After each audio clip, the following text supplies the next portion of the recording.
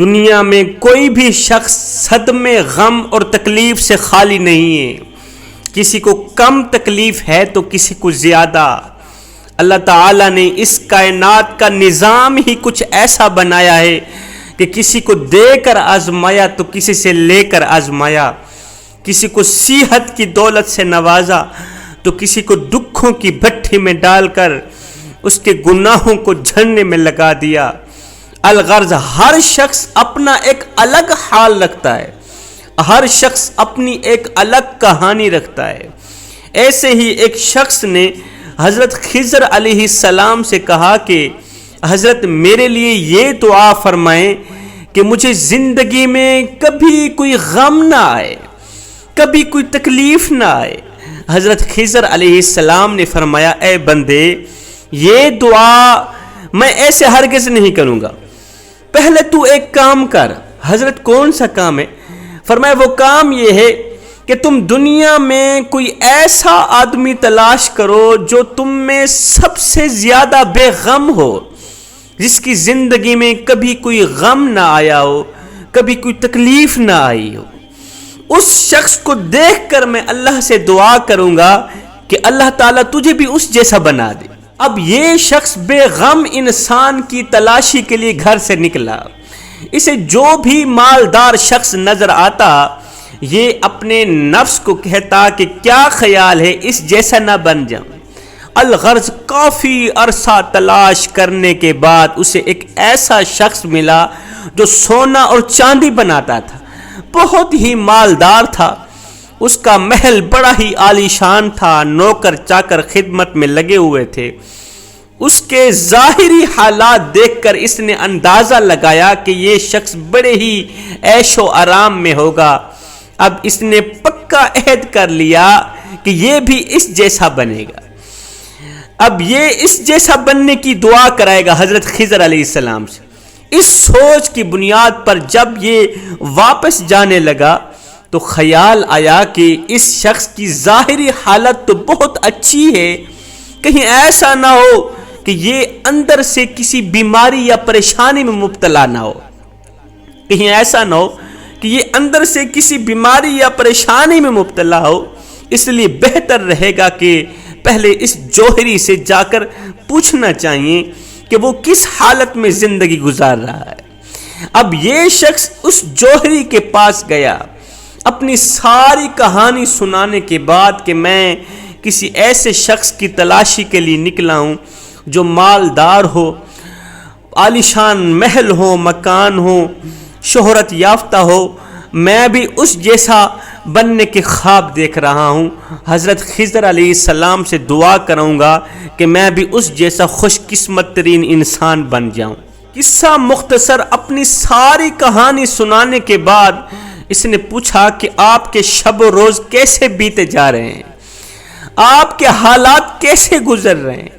یہ جوہری اسے تنہائی میں لے گیا، تنہائی میں لے گیا جہاں اسے کوئی دیکھنے والا نہیں تھا. کہا او میرے بھائی، سب کچھ بننا مگر میرے جیسا بدقسمت انسان بننے کی کوشش کبھی بھی نہ کرنا.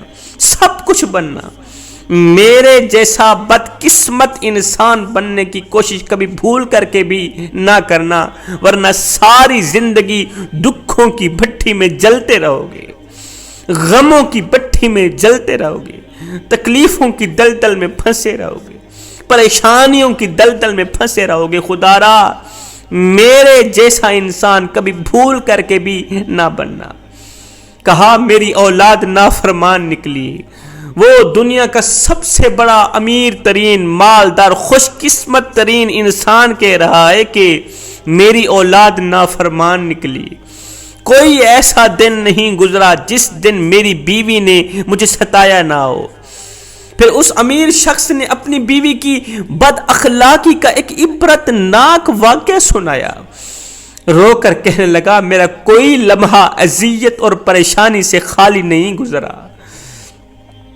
میرے اندر غم اور صدموں کی جو آگ سلگ رہی ہے تم اس سے واقف نہیں ہو، اس لیے سب کچھ بننا، میرے جیسے بننے کی دعا مت کرنا مت کرنا۔ اب جا کر اس شخص کو پتہ چلا کہ جتنے لوگ مال دولت عیش و آرام میں نظر آ رہے ہیں وہ بھی کسی نہ کسی مصیبت اور پریشانی میں گرفتار ہیں۔ جب دوبارہ حضرت خضر علیہ السلام سے اس شخص کی ملاقات ہوئی تو حضرت نے پوچھا کہ اب بتاؤ تم کس جیسا بننا چاہتے ہو؟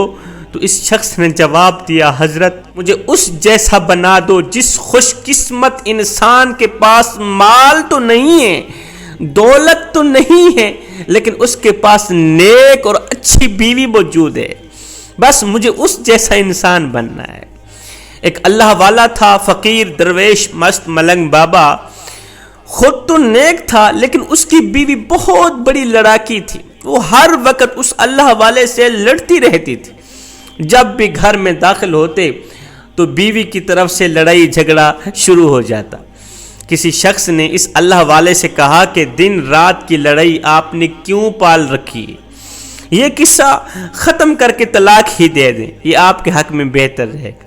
یہ سن کر اس اللہ والے نے جواب دیا، وہ جواب دل کے کانوں سے سننے والا جواب ہے۔ اس اللہ والے نے جواب دیا کہ طلاق دینا تو آسان ہے بھائی، جب چاہوں گا دے دوں گا۔ بات دراصل یہ ہے اس عورت میں اور تو بہت سی خرابیاں نظر آتی ہیں مجھے، میری اس بیوی میں لاکھوں کروڑوں کی تعداد میں خرابیاں نظر آتی ہیں، لاکھوں خرابیاں ہونے کے باوجود اس کے اندر ایک خوبی ایسی ہے جس کی وجہ سے مجھے اس بیوی کو چھوڑنے کا دل نہیں کر رہا۔ لاکھوں خامیاں ہونے کے باوجود ایک خوبی ایک وصف اس کے اندر ایسا ہے جس کی وجہ سے مجھے اسے چھوڑنے کا دل نہیں کر رہا۔ صرف ایک ہی خوبی کی وجہ سے میرا جی چاہتا ہے کہ میں مرتے دم تک اسی کے ساتھ ہی رہوں، اسی کے ساتھ ہی زندگی گزاروں۔ پوچھا گیا وہ کون سی خوبی ہے؟ اب آپ بھی دل کے کانوں سے سنیے گا۔ پوچھا گیا حضرت وہ کون سی خوبی ہے آپ کی بیوی میں؟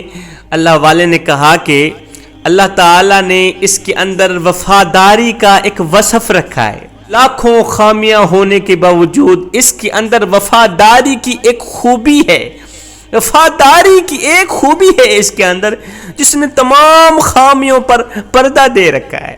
بالفرض اگر میں گرفتار ہو جاؤں اور میں 50 سال تک جیل میں بند رہوں، مجھے یقین ہے کہ میں اپنی بیوی کو جس کونے میں بٹھا کر جاؤں گا اسی کونے میں ہی یہ بیٹھی رہے گی۔ میں 50 سال تک جیل کے اندر قید رہوں، یہ مر تو جائے گی لیکن کسی اور کی طرف نظر اٹھا کر دیکھنا گوارا نہیں کرے گی۔ مجھے اس پر یقین ہے، مجھے اس پر اعتماد ہے، یہ وفادار بیوی ہے، یہ میرا ساتھ کبھی نہیں چھوڑے گی، میرا دامن کبھی نہیں چھوڑے گی۔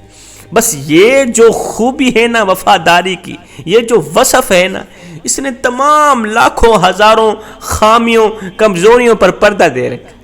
عورت کی یہ وفاداری ایک ایسا وصف ہے جس کی دنیا میں کوئی قیمت نہیں ہو سکتی۔ حضرت میں دعا کرتا ہوں مالک ہمیں اچھی نصیحتوں پر عمل کرنے کی توفیق عطا فرمائے۔